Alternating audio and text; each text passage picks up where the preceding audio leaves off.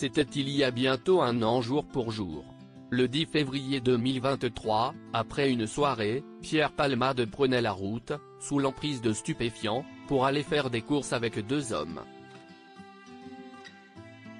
Sur le chemin du retour, l'humoriste provoquait alors une grave collision avec un autre véhicule dans lequel se trouvaient trois personnes, Yuxel Yacour, le conducteur, Devrim, son fils âgé de 7 ans et Mila, une femme enceinte de plus de 6 mois qui a perdu son bébé suite au choc de l'accident.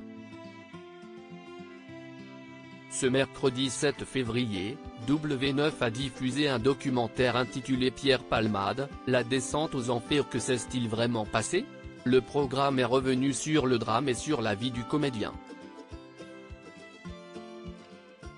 Des images montrent aussi une ancienne interview de l'humoriste avec Laurent Boyer datant de février 1995 et dans laquelle, l'ex-ami de Muriel Robin, alors âgé de 27 ans, raconte aux journalistes qu'on lui a prédit qu'il allait un jour être victime d'un accident de voiture.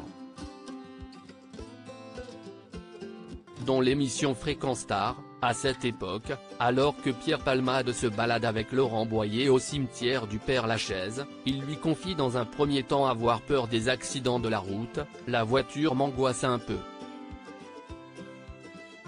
Le comédien lui fait ensuite une autre confidence troublante, une idiote qui m'a prédit que j'allais mourir dans un accident de voiture, ça m'a traumatisé. Supérieur à Pierre Palmade, Muriel Robin, Michel Larocque, Véronique Sanson. Les femmes de sa vie affaire Pierre Palmade, le décès de son père, le drame de sa vie. Outre cette peur des accidents de voiture suite à cette prédiction, Pierre Palmade a toujours eu un traumatisme à ce sujet puisque son père est décédé d'un accident de la route, alors qu'il était âgé de 8 ans, une nuit, il a dû partir pour un accouchement, son père était obstétricien, note de la rédaction, et a eu un accident de voiture.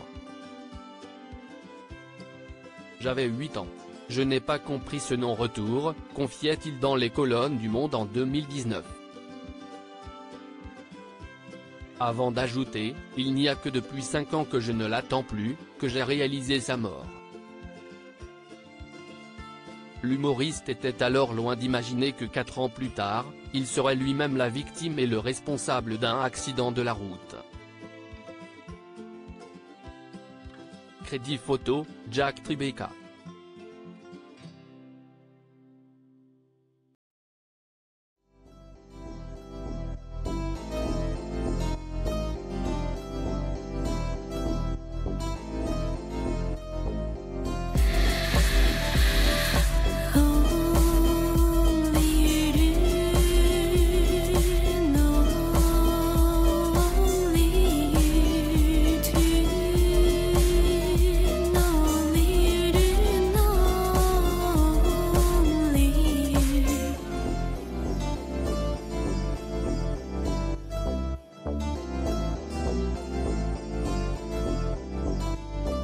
To